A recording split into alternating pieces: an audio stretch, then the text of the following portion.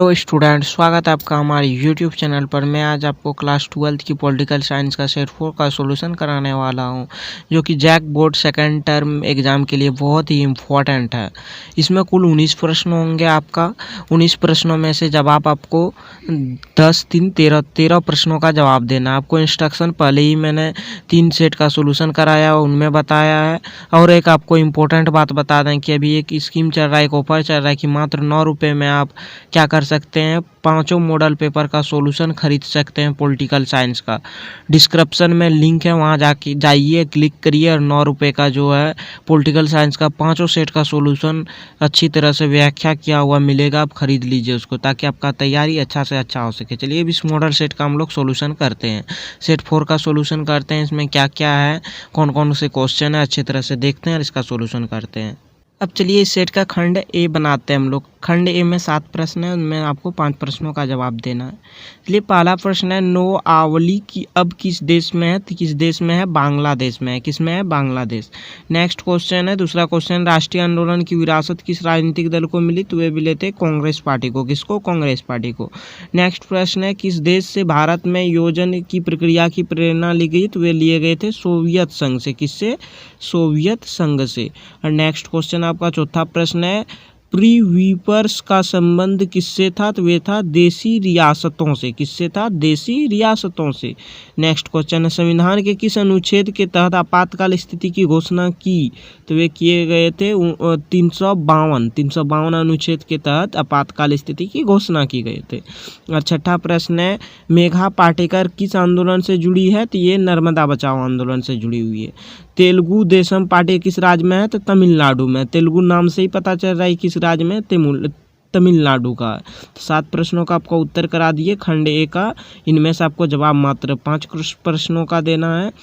अब चलिए नेक्स्ट खंड ब का देखें। खंड ब में भी 5 प्रश्नों का जवाब देना है। पहला प्रश्न है, भारत के विभाजन के क्या कारण थे? तो क्या कारण थे? कुछ कारण मैंने लिख दिया है। 2 कारण कि अंग्रेजों की फूट डालवा अंग्रेज करो की नीति अंग्रेजों का लंबे समय तक शासन करने के पीछे यह कारण रहा कि भारतीय समाज को सांप्रदायिक के आधार पर बांटने में सफल रहे। 1919 के भारत सरकार कानून के द्वारा सांप्रदायिक चुनाव प्रणाली, इसके 1919 व 1935 के कानून विस्तार भारतीयों को राजनीतिक स्तर पर बांट दिया गया, भारत के विभाजन का प्रमुख कारण। नेक्स्ट जो कारण है, दूसरा प्रमुख कारण मोहम्मद अली जिन्ना के द्वारा दी गई है, जो 2 राष्ट्रों का सिद्धांत, जिनमें उसने स्पष्ट हिंदू और मुस्लिम अलग अलग राष्ट्रीयता है, एक साथ नहीं रह सकती। जिन्ना की यह हठधर्मी भी भारत के विभाजन का प्रमुख कारण थी। तो जो कारण था मैंने उनको अच्छी तरह से लिखा, आप अच्छी तरह से समझें। चलिए नेक्स्ट प्रश्न है, 9वां प्रश्न है, प्रजातंत्र से आप क्या समझते हैं? प्रजातंत्र की आवश्यक शर्तें समझाइए। तो प्रजातंत्र से आप क्या समझते हैं? आपको तो पता ही है, प्रजातंत्र सरकार का वह रूप है जिसमें अंतिम शक्ति जनता के पास होती है। यह वह सरकार है जिसमें जनता प्रत्यक्ष रूप से अथवा अप्रत्यक्ष रूप से प्रशासनिक प्रक्रिया और निर्णय लेने की प्रक्रिया में भाग लेते हैं। प्रजातंत्र एक व्यापक शब्द है जिसमें सामाजिक, नैतिक, आर्थिक पक्षों में व्यापक अर्थ है। वास्तव में प्रजातंत्र राजनीतिक प्रणाली के साथ साथ एक दृष्टिकोण है। प्रजातंत्र की सफलता के लिए कुछ शर्त है, जैसे नागरिक शिक्षित होने चाहिए, जागरूक होने चाहिए, स्वतंत्र न्यायपालिका होनी चाहिए, वह स्वतंत्र प्रेस होनी चाहिए, सामाजिक व आर्थिक समानता भी प्रजातंत्र के लिए आवश्यक शर्त है। 9वें प्रश्न का मैंने ये आंसर करा दिया। और 10वां प्रश्न है, मिश्रित अर्थव्यवस्था की प्रमुख विशेषता बताइए। तो मिश्रित अर्थव्यवस्था किसको कहते हैं, उसकी प्रमुख जो विशेषताएं उनको मैंने लिख दिया है कि आर्थिक गतिविधियां दोनों क्षेत्रों में चलाए जाने की व्यवस्था, अर्थात निजी क्षेत्र व सार्वजनिक क्षेत्र में भी होती है। निजी क्षेत्र भी सरकारी की नीतियों का नियमों की तरह पालन करते हैं। दोनों ही क्षेत्रों को विकसित करने के अवसर राज्यों की ही अंतिम जिम्मेदारी सामाजिक व आर्थिक विकास की होती है।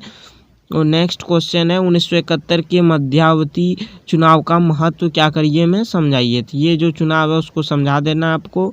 1971 के मध्यावधि चुनाव में मुख्य मुकाबला कांग्रेस, साम्यवाद दल गठन व गैर कांग्रेसी दलों के विशाल गठबंधन के बीच हुआ था। तो इस तरह कुछ प्रश्नों का है, तो आप जवाब लिख लीजिए। या फिर आप पीडीएफ डाउनलोड कर लेते हैं तो वहाँ अच्छी तरह व्याख्या भी किया गया है, तो आप डाउनलोड कर लीजिए, क्योंकि आप मार्केट में जाइएगा तो आपको 25-30 रुपये पड़ जाएगा, लेकिन यहाँ आपको मात्र 9 रुपये में मिल रहा है, चाहे तो आप खरीद सकते हैं। 12वां क्वेश्चन है, जनता पार्टी का गठन किस प्रकार से हुआ? तो जनता पार्टी का गठन किस प्रकार हुआ? जनता पार्टी का गठन 1977 में श्री जयप्रकाश नारायण की प्रेरणा से उस समय हुआ जब सभी विरोधी दलों के प्रमुख नेता जेल में थे। इन नेताओं ने 1977 में होने वाले चुनाव में कांग्रेस के खिलाफ एकजुट होकर लड़ने का फैसला किया। इनमें प्रमुख दल थे कांग्रेस, समाजवादी पार्टी, भारतीय लोक दल व भारतीय जनसंख्या कांग्रेस फॉर डेमोक्रेसी भी बाद में जनता पार्टी में शामिल होगी। नेक्स्ट क्वेश्चन है, सूचना के अधिकार के संबंध में आंदोलन पर प्रकाश डालिए। तो ये जो आंदोलन है इन पर आपको प्रकाश डाल देना है। तो ये है, सूचना का अधिकार का अर्थ है जानने का अधिकार, जो प्रजातंत्र के विकास में एक और महत्वपूर्ण उपलब्धि है। सूचना के अधिकार को प्राप्त करने के लिए आंदोलन का प्रारंभ हुआ 1990 में हुआ। इसका नेतृत्व किया गया मजदूर किसान संगठन ने किया। राजस्थान में काम कर रहे इस संगठन ने सरकार के सामने यह मांग रखी कि अकाल राहत कार्य और मजदूर को दी जाने वाली पगार के रिकॉर्ड का सार्वजनिक खुलासा किया जाए। धीरे धीरे यह आंदोलन मजबूत हुआ व सरकार को इस आंदोलन की मांग को पूरा करने के लिए आवश्यक कार्यवाही करनी पड़ी। 2004 में सूचना के अधिकार के विधेयक को सूचना सदन में रखा गया। जून 2005 में विधेयक को राष्ट्रपति की मंजूरी हासिल हुई। नेक्स्ट प्रश्न है, पिछड़ी जाति के राजनीतिकरण का भारतीय राजनीति पर प्रभाव समझाइए। तो जो प्रभाव है उसको क्या करना है, आपको समझाना है। तो ये प्रश्न का उत्तर है, मंडल की देन आरक्षण की राजनीति है, जिसने भारत में पिछड़े वर्ग की राजनीति को जन्म दिया, जिसके आधार पर पिछड़ा वर्ग एक राजनीतिक शक्ति के रूप में उभर आया। इस आधार पर कई राज्यों में क्षेत्रीय दल का संगठन किया, जो विभिन्न राज्यों में सरकार में शामिल है। केंद्र की राजनीति को भी आरक्षण की राजनीति ने प्रभावित किया। पिछड़े वर्ग का सामाजिक, आर्थिक व राजनीतिक विकास इस प्रकार से हम कह सकते हैं कि मंडल आयोग की सिफारिश के आधार पर किए गए। 27% आरक्षण के कारण समाज के जीवन में हर पक्ष में परिवर्तन हुआ। पिछड़ा वर्ग विभिन्न दलों के लिए केवल वोट बैंक ही नहीं बल्कि एक राजनीतिक शक्ति है, जिसने भारतीय समाज और राजनीतिक में गतिशीलता को जन्म दिया। तो ये 14वां प्रश्न है आपका। 15वां प्रश्न है आपका यहाँ, ये खंड 20 इस भी नहीं सी स्टार्ट होता है। इनमें आपका 5 प्रश्न है, जब आपको कितना का देना है, 3 का देना है। तो आप अच्छी तरह देख लीजिए क्या क्या प्रश्न है इसमें। पहला है, उन परिस्थितियों को समझाइए जिसमें भारत विभाजन अनिवार्य हो गया। तो ऐसी कौन कौन सी परिस्थिति होगी जिसमें भारत का क्या हो गया, विभाजन अनिवार्य हो गया। भारत में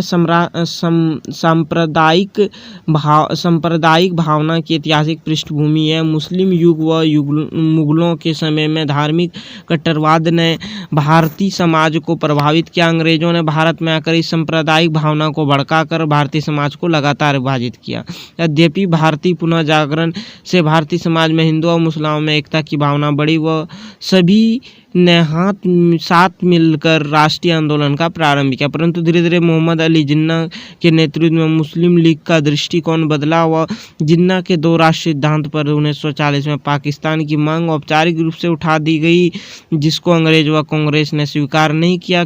केविनर मिशन योजना 1946 में जब पाकिस्तान का कोई जिक्र नहीं पाया तो जिन्ना से सीधी कार्रवाई की घोषणा कर दी, जिसने सारे देश में हिंदू और मुसलमान में झगड़े, मारकाट व हिंसा फैला दी, जिससे भारत का विभाजन होना अनिवार्य हो गया। जिसने 1947 में माउंटबेटन योजना के आधार पर भारत का विभाजन हुआ।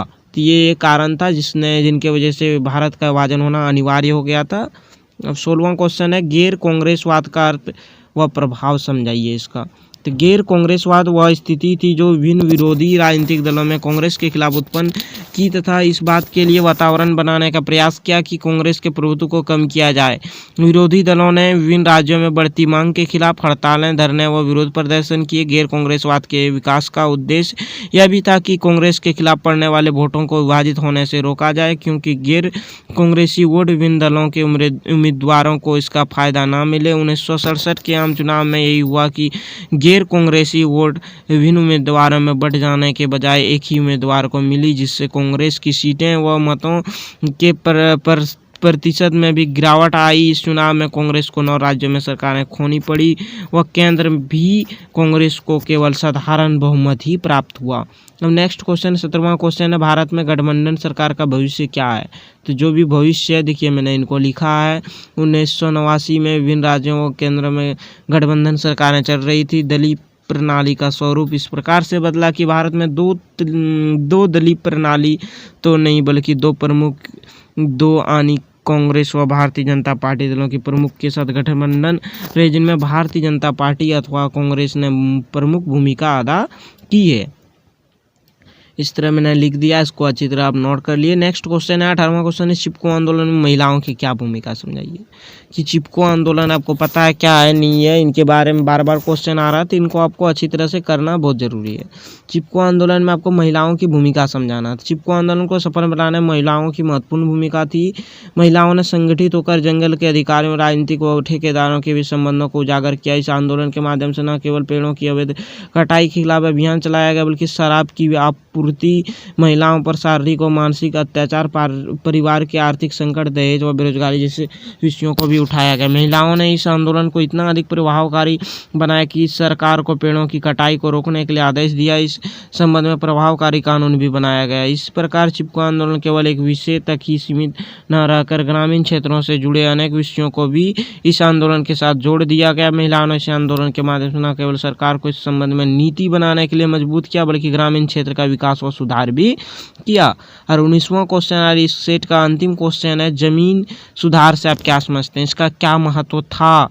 आज़ादी के बाद कृषि के क्षेत्र में कम पैदावार का सबसे बड़ा कारण यह था कि जमीन का ना होना तो सही प्रबंधन था और न ही इसका समुचित प्रयोग किया जा रहा था। जिसके नाम पर ज़मीनें थी वे उस पर खेती करते नहीं थे, वह जो वास्तव में खेती करते थे उनके नाम ज़मीन नहीं थी। दूसरा कारण यह था कि ज़मीन का उचित प्रयोग भी नहीं हो पाता था।